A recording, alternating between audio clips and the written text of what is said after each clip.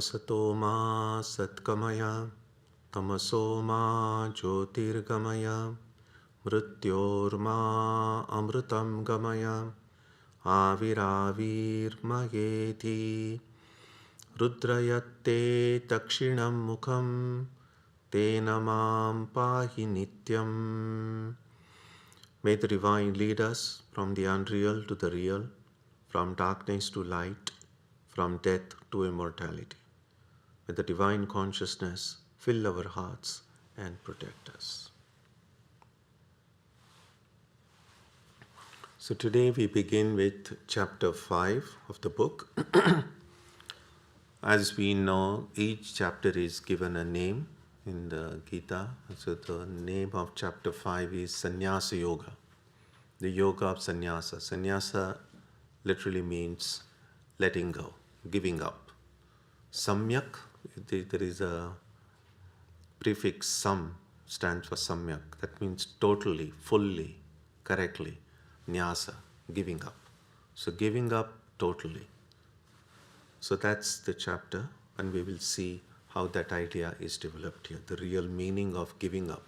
What is it that needs to be given up and how it can be given up. So first verse. Arjuna uvacha sannyasam karmanam Krishna punaryogam cha shamsasi yachreya etayorekam tanme bruhi sunishchitam. O Krishna, you recommend the giving up of karma and again also doing karma.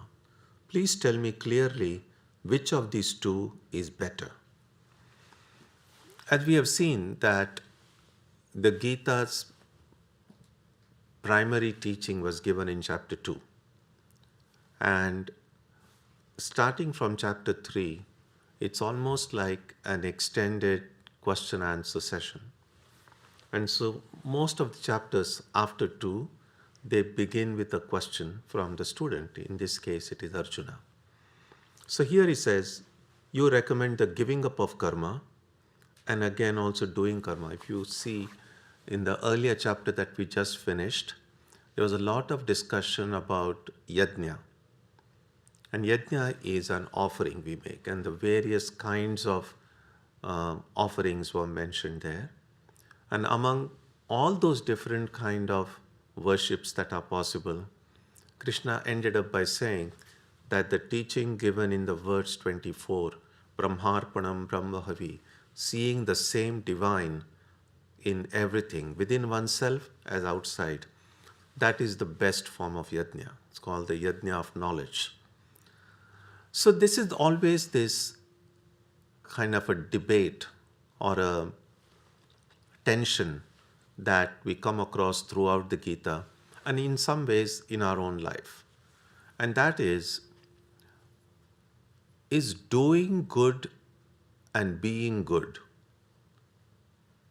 are they one and the same or are they different?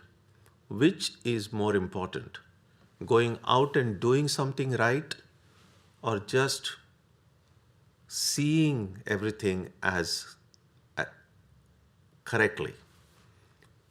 So doing versus being, action versus knowledge.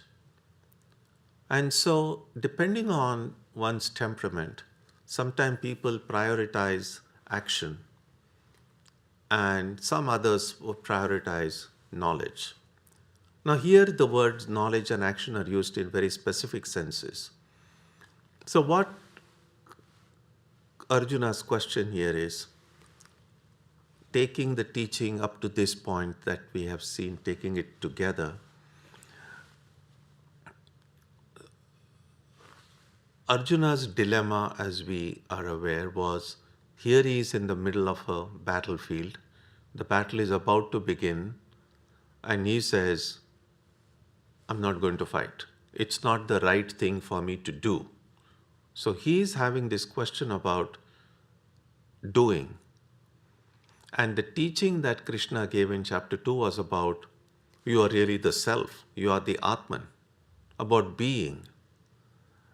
And so Arjuna's question is, if that's who I am, this infinite self, then why should I be doing anything? And so that's the conflict between being and doing. And so here he's telling Krishna, you recommend giving up karma, which is what really recognizing that you are not the doer, you are not the experiencer of action, you're not this limited being, but you are this infinite one. And then again, also doing karma. Do this yajna, do this worship. In this instance, go and your duty is to fight. So, and as we have seen, if in order to do something, we have to be finite, we have to be limited. In other words, let's say if this entire universe was the size of this room, then in order for me to do anything in this room, I have to be smaller than this room, which I am right now. If I see it, I'm smaller than this room, which is why I'm able to go from one end of the room to the other. Any activity in this room I can do because I'm smaller than this room. But suppose if this room is this entire creation and I fill this whole room, if I fill this whole room, I cannot do anything because there is no movement possible. Nothing is possible. And that is why if I'm this infinite self, then the self doesn't do anything. And so that's the tension here. So what Arjuna is saying is, I want to do something which is better. Here there seem to be two options, either doing work or doing karma or giving up karma. You tell me which is the better of the two options and I will follow that. So Arjuna, Krishna now replies in verse 2, Shri Bhagavan Uvacha Sannyasaf Karma Yogascha Nishreyasakaravubhau Tayostu Karma Sannyasat Karma Yogo Vishishyate. The Blessed Lord said, both giving up karma and doing karma as yoga lead to freedom. Of the two, doing karma as yoga is superior to giving up karma. So, there are two things Krishna is saying here. That both, the option that Arjuna had asked about was, should I be doing karma or give up karma? And what Krishna is saying is, both are great. Both will lead to freedom. But if you are asking me for an option or choice of which is better, then he says, doing karma is better than giving up karma.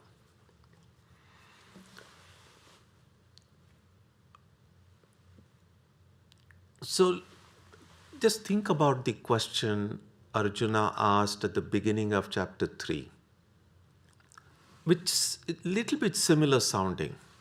That was also between knowledge and action, karma and jnana. And there he says, which one is better? And the answer Krishna gave in chapter 3 was that both are good, again a similar sounding answer. And what he said was, those who are fit for knowledge, they should practice the path of knowledge. Those who are fit for the path of karma should practice the path of karma.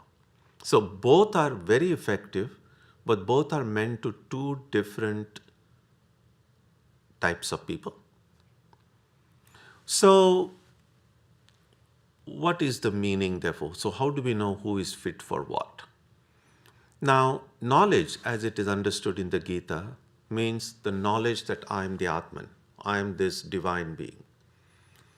Which also means the knowledge that I am not this mortal human creature, that I am not this being with flesh and blood, that I am something much more than what appears to be. So that is knowledge. And karma, of course, means accepting our present limited identity and saying, I'm going to do what is right. So if my sense of I is present, as I imagine it is in the hearts of all of us, then The path for us is to see how I can make this sense of I or purify this sense of I. By purification is meant that if this I is deluded, if this I is intoxicated, then this I can't see things clearly. That's why DUI is always a problem. Because if I'm intoxicated, I won't be able to see things clearly. Accidents will occur. We do stupid things in life. It's kind of a spiritual DUI in some ways. That's why we make mistakes and we suffer for it. And so, if I have that problem because of my I had not acquired that clarity, then my path will be doing karma. And doing karma as yoga in the right way. Because doing karma, now karma as yoga, we endlessly talk about it. Briefly, it simply means most people, when they do any action, there is a motive that makes them do actions. And clearly, when we do action, it's going to yield some result. So whatever it is that motivates me to take any activity, I'm doing it to expectation that that action will lead somewhere. And that leading somewhere would mean either to a successful completion of that activity or an unsuccessful one. If it is successful, it's going to make me happy. If it is unsuccessful, it's going to make me sad. Which is really the story of the life of all of us. There are things that make us happy, there are things that make us sad. And we, just like a tennis ball in a game of tennis, it's being whacked from one side to the other. All our life we do that. Something wonderful happens and we rejoice and we celebrate. But that experience doesn't last indefinitely. After some time, that whole joy kind of cools down a little bit. And then something happens and I'm like, oh my God, what happened? Then I weep and I pass sleepless nights. But that doesn't remain indefinite either. Even that cools down. So we just go back and forth, sukha dukkha, joy and sorrow, joy and sorrow.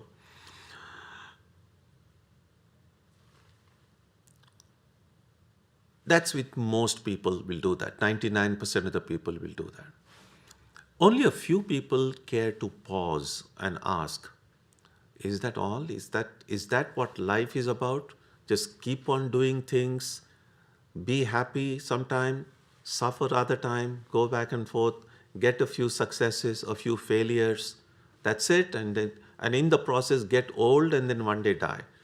That's it. So life seems pretty pointless in that way, pretty boring in some ways. Is there a better way to do everything by which instead of the work that I do, instead of it making me tired, instead of it exhausting me, instead of it creating more stress and anxiety and worry, and me being buffeted between this joy and sorrow, is there a different way to do work by which that work, instead of exhausting me, will actually energize me? Instead of binding me, will in fact make me more free. And that's what Krishna says. Yes, there is a way. And that way is very simple to narrate. But when we start practicing it, we recognize how tough it is. And he says, simple thing is, do what is right, do what is good, don't worry about the results. Just keep on doing good, keep on doing what is right. If you believe in God, do everything as an offering to God, as a worship to God. Now, a simple thing is, just because we don't worry about the results or don't expect the results, does not mean that the results won't come. They will come. If they are to come, they will come. If they are not meant to come, they won't come. But my worrying about it, my expecting it, is a waste of energy. So clearly, if I go and put water to heat, if you want to fix myself a cup of tea, or you put it in a microwave nowadays. Who eats things on an oven nowadays? So whichever way, whatever you do, then as long as that water is on your burner, you just can't keep on worrying. Will it get hot or not? Will it boil or not? Of course, if you have done the right thing, it's going to do what it's going to do. And so worrying about it doesn't change the outcome. And that's why the wise people say, in life, I'm going to do what is right always. I'm going to do what is good. And the results will take care of themselves. So already, even before we have become spiritually enlightened, just stopping worrying about the results itself, you'll feel as if a big weight is taken off your shoulders. You just feel already begin to enjoy some freedom. Just by not worrying, just by saying, I'm going to do what is right. I'm going to do it as an offering to the divine. And so that is what Krishna is saying here. Both giving up karma and doing karma as yoga lead to freedom. So that is doing karma as yoga. So if I'm able to do that, it not only reduces my burden, it not only gives me a taste of freedom, but most importantly, it purifies my heart. So doing work punctuated by ambition or desire will yield result, of course. Give me some joy. But the work is limited, the joy will be limited. But if I do the same work without being pushed by my ambition or expectations of others, but if I just do it because it's right to do, then besides giving me the result or whatever that result will be, it will also give me what in Sanskrit they say, Chitta Shuddhi. Chitta means heart, Shuddhi means purity. It purifies the heart. And what the purification of heart mean? It gives me clarity of vision.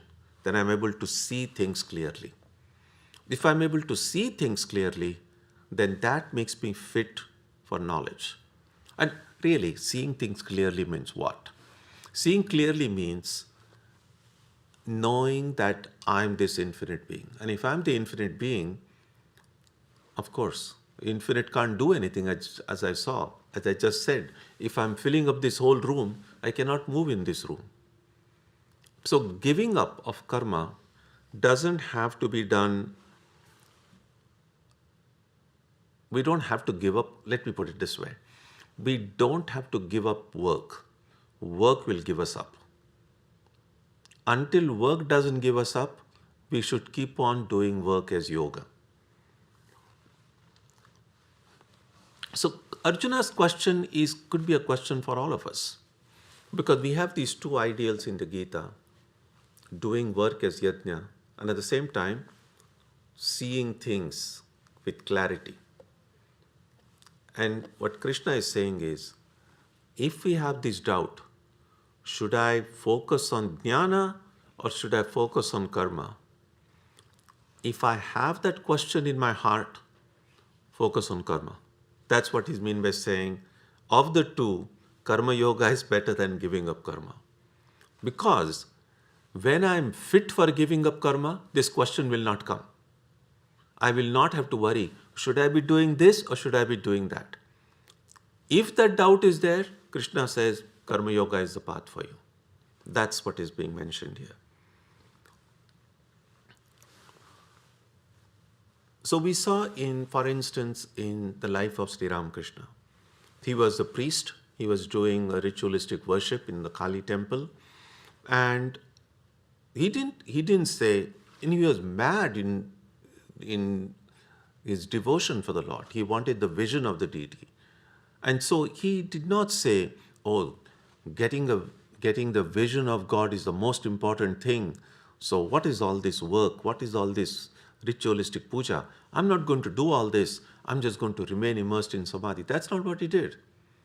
He was very meticulous. He did the duties he had as best he could. While doing that work in that spirit of yoga, as an offering to the divine, with his whole mind focused on that activity, and his devotion to truth and living on to these values and principles, he reached a point when He had this vision of the divine, and he became incapable of doing work. By incapable, I mean this. Now, for oftentimes in ritualistic puja, you need to go out into the garden and pluck flowers. You need flowers for offering. So one day when Ramakrishna goes to the garden to bring flowers for the puja, and as soon as he plucked a flower, he saw that this plant was living. Now clearly, when we go and pluck flower, we don't feel any pangs of suffering inside. But if you now, someone goes and plucks a limb out of a living creature or an animal, of course you're going to feel it, because we see that that animal is a living being. We don't want to dissect a living creature that way. But a plant is a living creature too. So Ramakrishna actually saw its living, that even plucking a flower, cutting a leaf, is almost like dissecting a living creature. And he became incapable of doing so.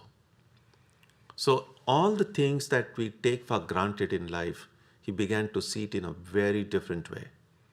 He didn't have to stop, he didn't have the dilemma, should I be doing this or not doing this? He kept on doing things in the right way until he reached the point that doing slipped away from him. He didn't have to do it. And so that's the lesson we have for all of us. That although there is all this discussion about being infinite and jnana yoga and karma yoga, and there is this question that can sometimes come, should I be doing this or should I be doing that? And Krishna gives here a very clear answer, that if there is a doubt, if there is a question, then the right thing for me to do is do karma yoga. Because that will purify my heart, give me that clarity of vision, and then whatever is going to happen will happen on its own. Verse 3.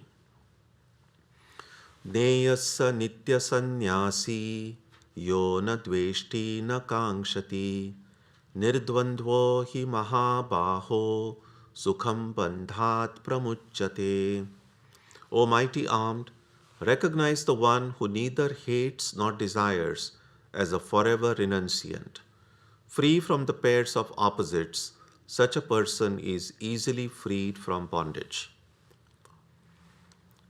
So Karma Yoga is praised in the previous verse, that how it is more better, is preferable than just giving up karma for someone who is not fit for that kind of giving up.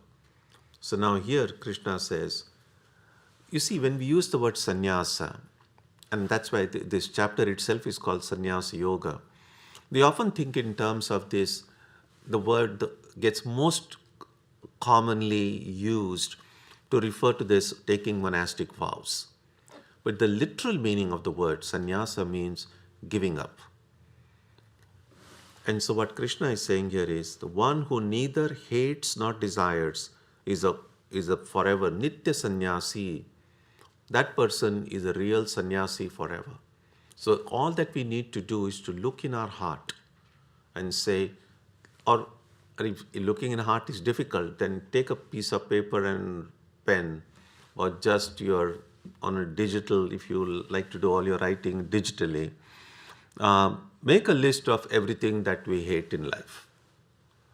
Or if hate sounds too strong a word, then things that we dislike in life. And see how big that list is. And then look at everything and say, do I really hate this so much that I can't even stand it? Or I don't like it, but I can bear with it. And I can keep on then deleting the list of things from my hatred list. The time when that list becomes minimal, or just there's nothing remains on that list, and then have another list with all the things I desire in life. And then once again I can keep on asking, is this really what I desire? Desire, okay, I don't want to go in too much detail about this, but because these topics will come later on again. But desire is, in a literal sense of the term, is something we cannot stop. Because desires spring from our mental impressions, the samskaras in the heart. And we already have millions of mental impressions. And they get triggered and produce desire. So really, desires can't stop, just like you cannot stop bubbles from coming up in a boiling water. Can't do it. What we can do is, when the desire comes in the heart, where we have freedom, is to look at that desire and say, should I act upon it or not act upon it? That's where we have a freedom. And that's really what is being said here. One who does not desire doesn't mean that person's desire don't come. But when the desire comes up, this person is able to pause, look at the desire and say, this is the one I'm going to act upon, this is the one I'm not going to act upon. And the one way to know which desires are to be acted upon and which desires are not to be acted upon is simply by asking, will the fulfillment of a certain desire, will it make me stronger in some way or will it make me weaker in some way? It's not just about enjoyment. It's about, will it make me stronger ultimately? Whether physically, mentally, emotionally, morally. If anything will make me stronger, if anything, fulfillment will take me closer to my ideal, closer to God, then I should say yes to that desire. If anything will take me away from my goal, then I should say no to it. One who is able to do that properly, that is what this dealing with desires is. So what Krishna is saying here is, one who neither hates nor desires, by desires is meant, will not allow desire to control my life, but I control which desires can be converted into action and which not. Such a person is a real sannyasi. That is true sannyasa. Free from the pairs of opposites, such a person is easily freed from bondage. Pairs of opposites is really, we speak about polarized society, and oftentimes these terms get used in political context. But our entire experience as human beings is of a world which is filled with these opposite poles. Everything that we see and experience has its opposites. If we see light, there is darkness. If we experience love, there is hatred. If there is friend, there is enemy. Everything in this world has these two ends, two poles. There is the North Pole, there is the South Pole. So if we can be freed, what does being freed from this means?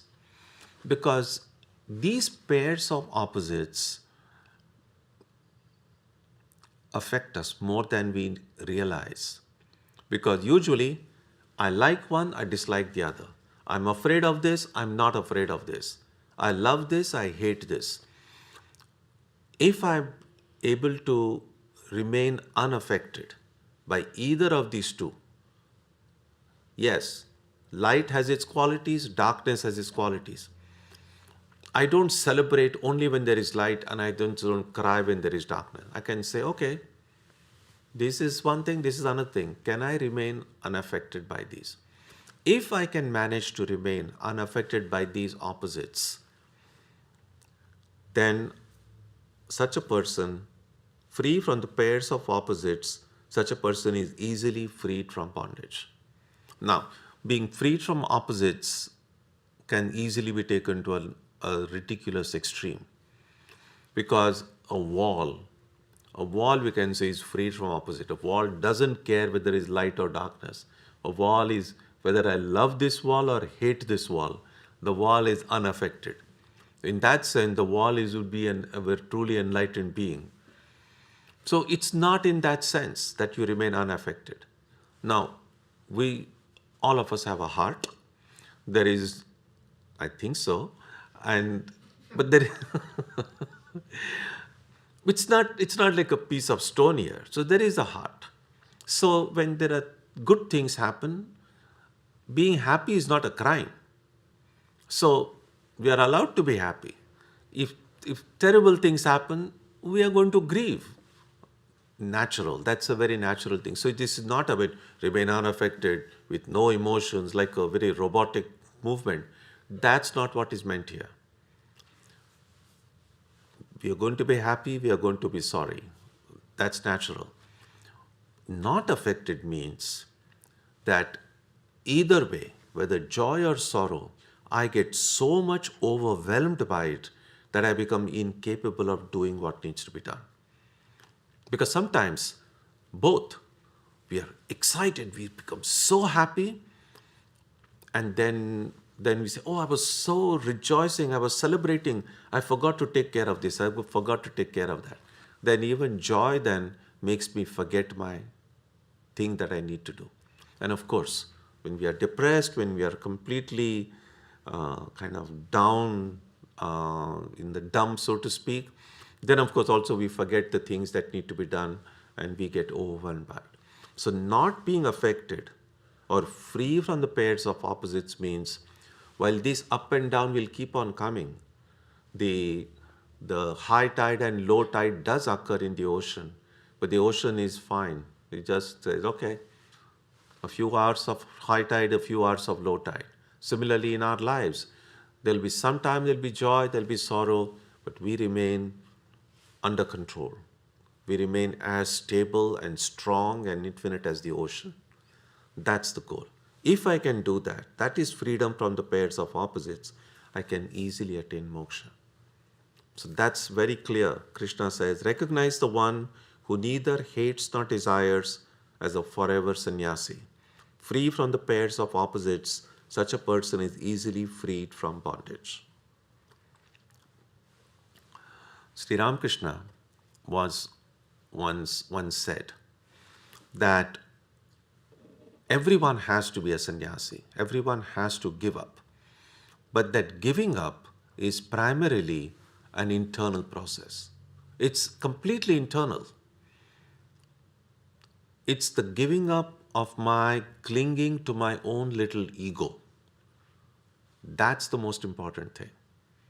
So Sri Ramakrishna once said that there are hidden yogis and manifested yogis, if you like. The word he used was Gupta yogi and Vyakta yogi. So if we have to be spiritual seekers, we all have to give up this ego, this limited ego. But giving up ego, it's only an internal thing. From outside, it's impossible to know who has given up the ego and who has not given up the ego. But it's completely internal. So that person is a yogi when that limited, selfish, self-centered ego is given up. Now, in some cases, that might take an external form as well. And that would be a formal vows of monasticism. People then would change their names, put on a separate robes, and then they are kind of very visibly recognized as, oh, this person has taken the vow of renunciation. But that doesn't mean, oh, I haven't taken that vow, so I can then indulge myself in everything because I'm still a spiritual seeker. No. If I'm a spiritual seeker, I may not have taken these vows externally, but internally, I have to have that same mindset. So every genuine spiritual seeker, recognized externally as monastic or not, has to give up this inner selfish ego. Actually, see, with the word monastic or monastery, it actually comes from the Greek monos. Monos comes from the word one. So in some sense, one of the first awakenings to the need for spiritual life comes from this awareness of being alone. There is so much talk and emphasis sometimes on external support and community and all of that. And all of that is true. We do need support in life. We do need a good sense of security. and a community, being a part of a community, can be great help. But at some point, we have to be strong enough, even while we have a community, to be able to say, I can survive, I can be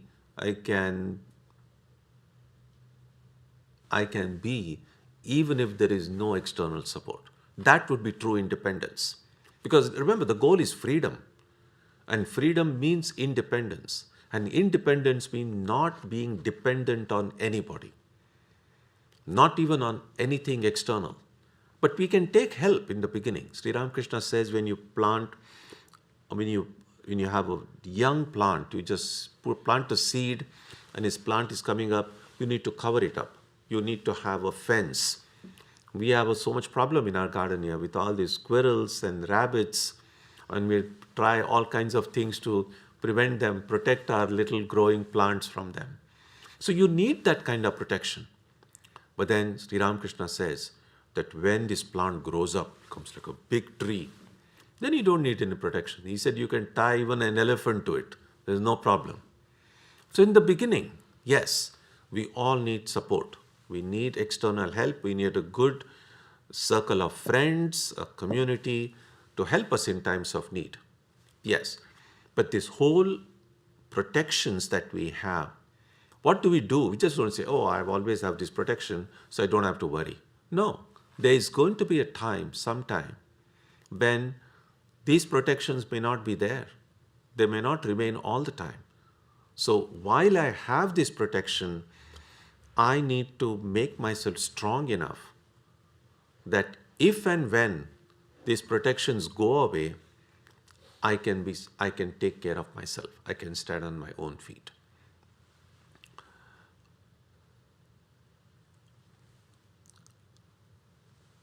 And that's why sannyasa means at some point recognizing that one's aloneness, it's different from feeling lonely.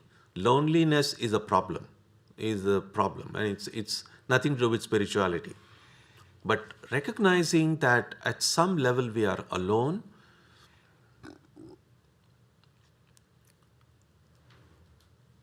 actually is very helpful. Think about it. Even when we talk about family and community and support and friends, in a 24 hours in a day that we have, how long is the family or the community with us? We can say only as long as we are awake. Because the moment I fall asleep, what to speak of a family and community? This whole world disappears when I'm asleep. So if my entire being depends on this world, then I'm totally without this world in my sleep. So already there is a time every day when I'm without this support of the world. Of course, then I have a dream world.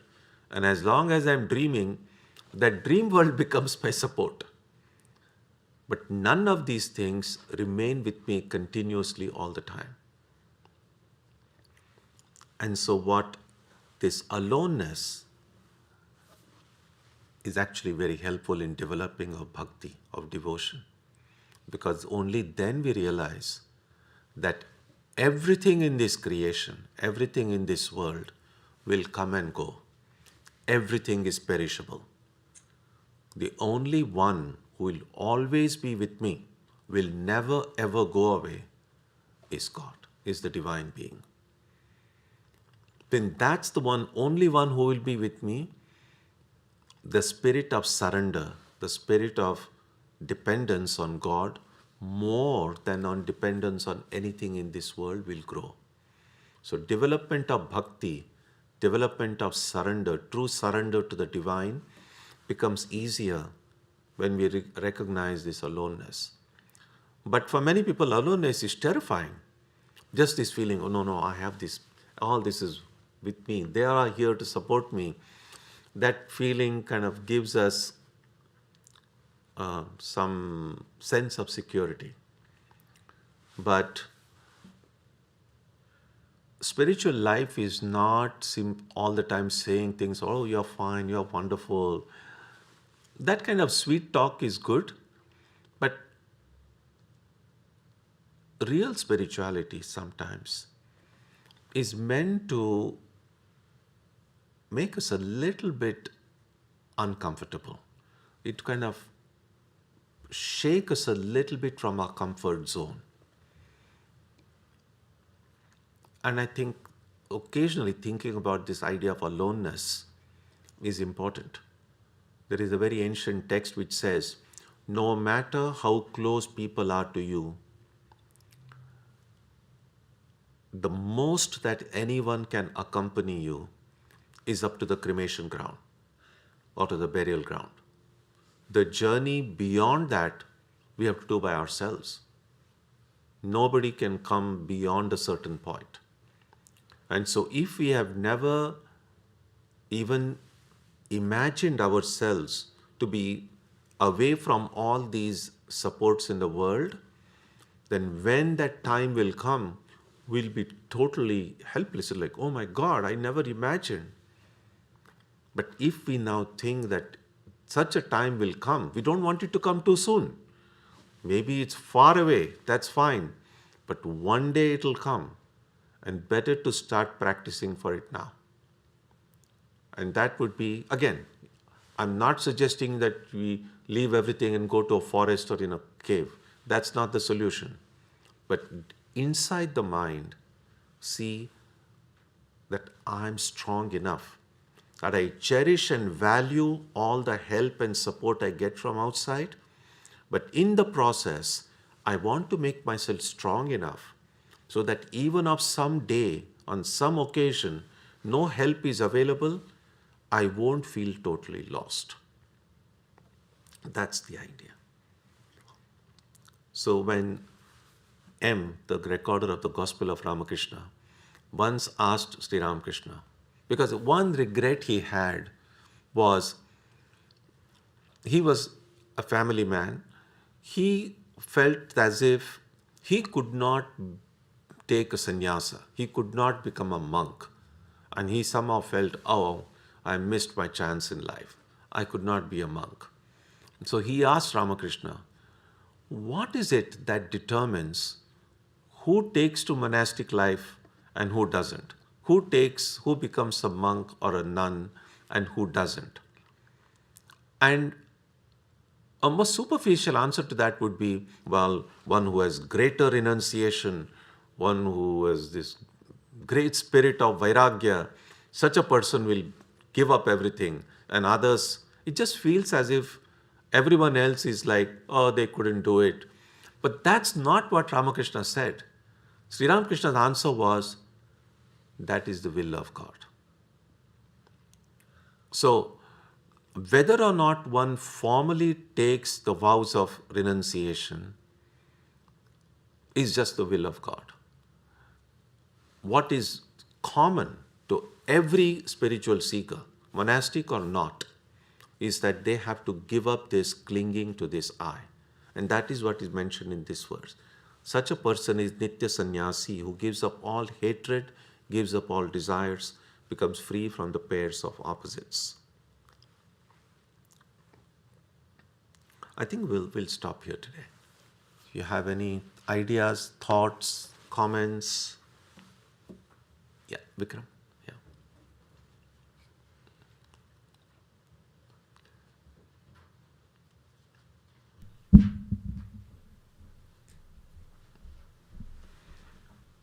Hari Om Swamiji. Swamiji, to let work or karma leave us when it leaves us, does that require we give up some level of planning of our own lives? You won't be able to plan. Until you are able to plan. Yeah. Yes. But also have a plan B for everything, since there are factors we have no control over. Yeah.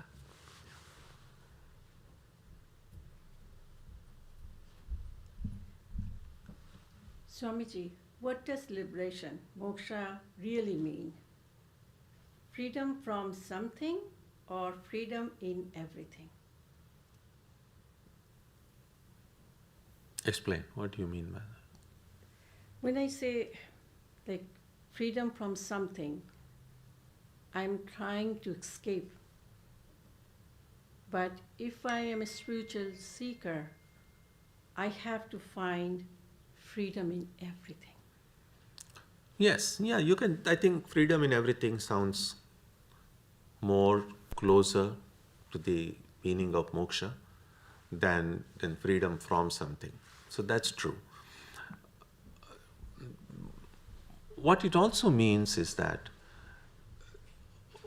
as a phrase, freedom from everything, even when we say something like that, we have to recognize that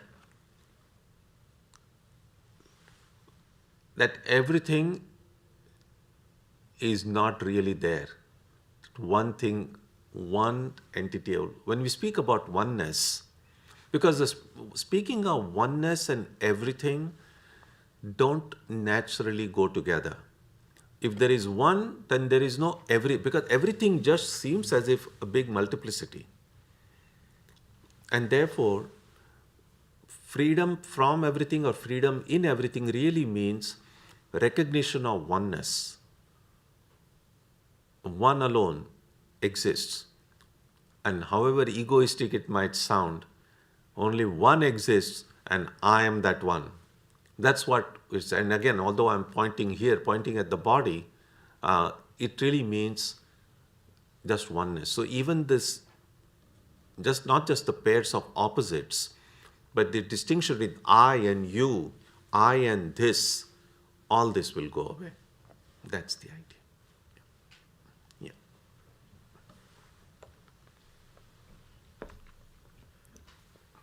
Namaskar, Swamiji.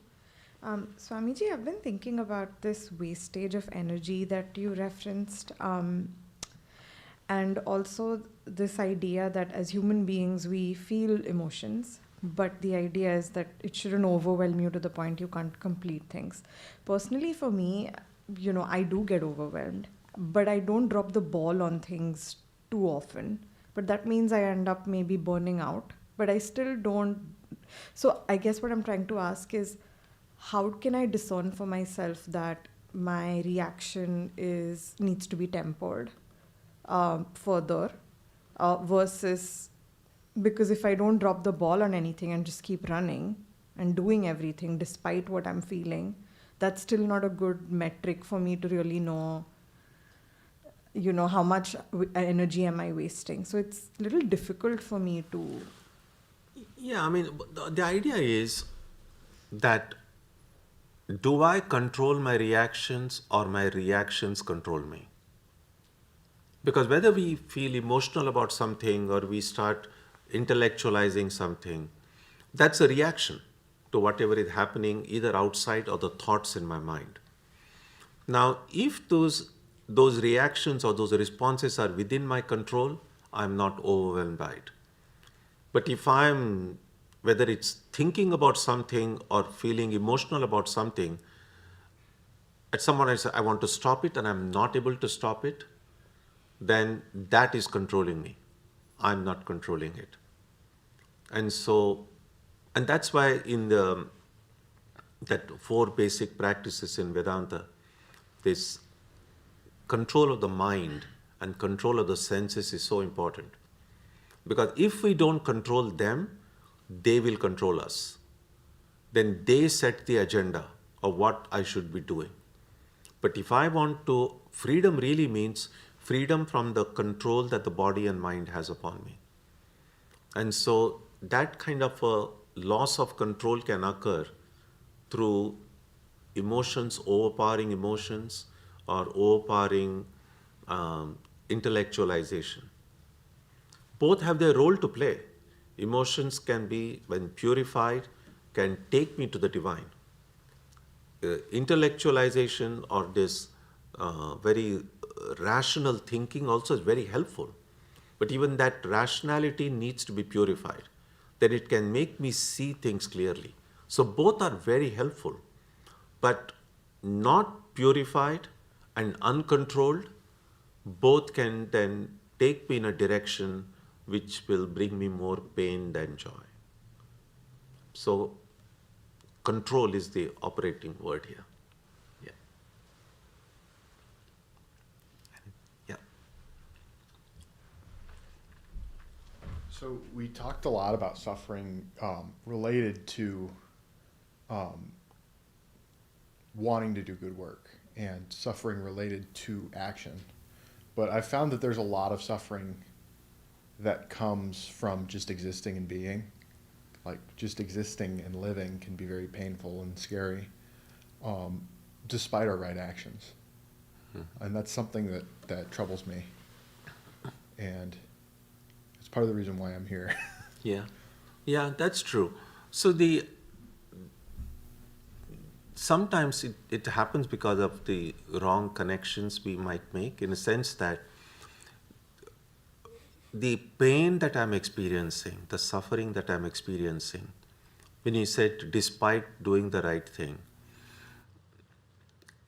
so the pain that I'm experiencing is not because of the right things that I did. The pain and suffering that I'm experiencing is because of something else which I probably don't remember what happened in the past. And if I'm doing the right thing, that is going to yield to me a good result, because that's the basic law. If you do what is right, it'll bring you something pleasant as a result.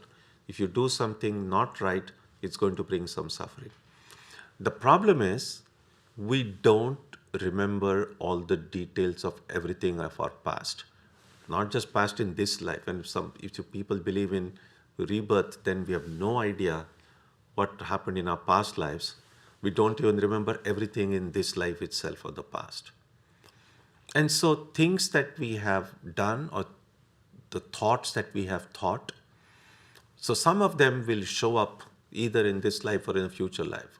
In other words, the law of karma simply means every action, and thinking is a mental activity, every activity will yield a result. One important point which you make was very, very I liked it, and that is being itself can be very painful. And that is oftentimes called as existential suffering. That is, we don't have to do anything wrong or bad to suffer. Just awareness of our present existence as finite beings has enough limitations to cause suffering. For instance, the presence of the process of illness, for instance. Again, if I'm a living being, not just a human being, any living creature, including animals, if there is a body, it's going to fall sick sometime or the other. The body is a great instrument, not a perfect instrument. It's like a machine. It breaks down. Some machines break down more often than others, but it breaks down. Then there is the process of aging. Again, aging is something none of us can stop. That is kind of built into the system. And we know aging has its own woes, own problems, own difficulties. And of course, the ever-present reality of death. Everything that is living will die one day. So these three things is not a result of doing anything. It's just like we are born in this body and mind. We are kind of stuck with this process of aging, illness, and death. And this limited mind, which is jumping all the time in stress and anxiety, this itself is enough cause for suffering. To be aware of this suffering is actually the beginning of spiritual life. But most people, when they talk of suffering, they don't even go to this existential suffering. For most people, pain and suffering is about just daily ups and downs. Oh, I did this and I have a headache and I have felt betrayed and this person stabbed me in the back. These daily ups and downs are just hunger, thirst. These are the things that homelessness, all these things also cause pain and suffering.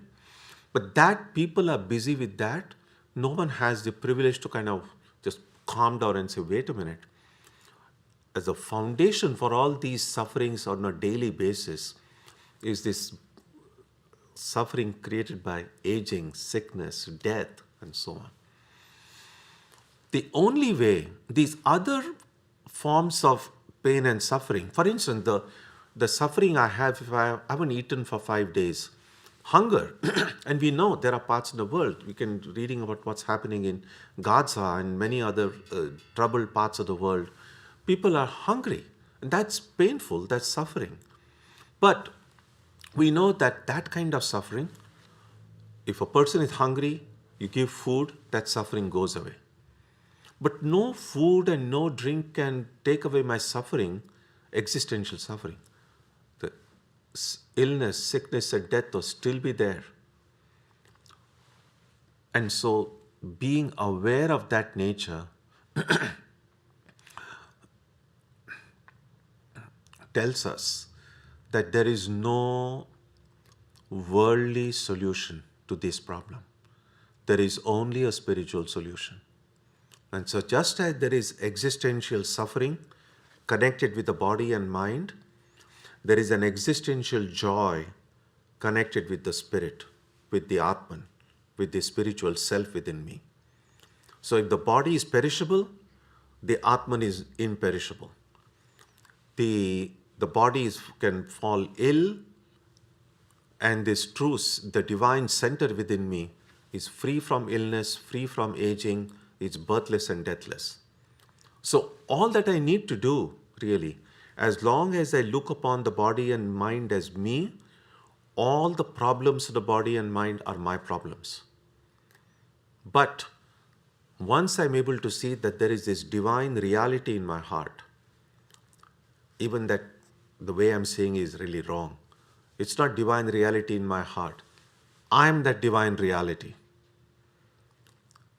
Then all these problems go, because then if I'm that divine reality, I'm not the body, I'm not the mind. There is no death for me. There is no pain for me. There is no illness for me. So making that shift from looking upon the body and mind as I to looking upon that divine as I, that's the essence of spiritual life. And so doing what is right and following all these teachings from ancient texts is really just to bring about that shift. Where is my I located? If my I is located in the body and mind, my life will continue the way it's going on now. If I'm able to shift that to this true center of my being, then the problem is solved. So you touched upon a very important point. Yeah. Yeah.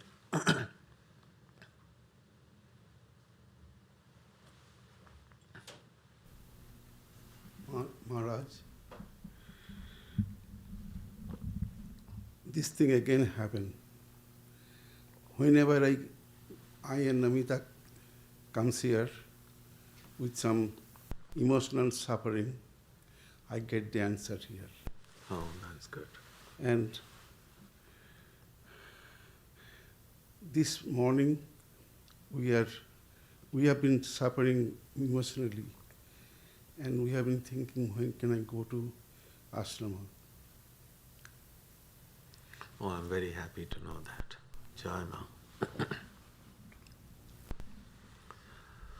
So we will stop here today. Om Jananim Saradam Devim Ramakrishnam Jagadgurum Padapadme Tayo Shritva Pranamami Muhur Muhu.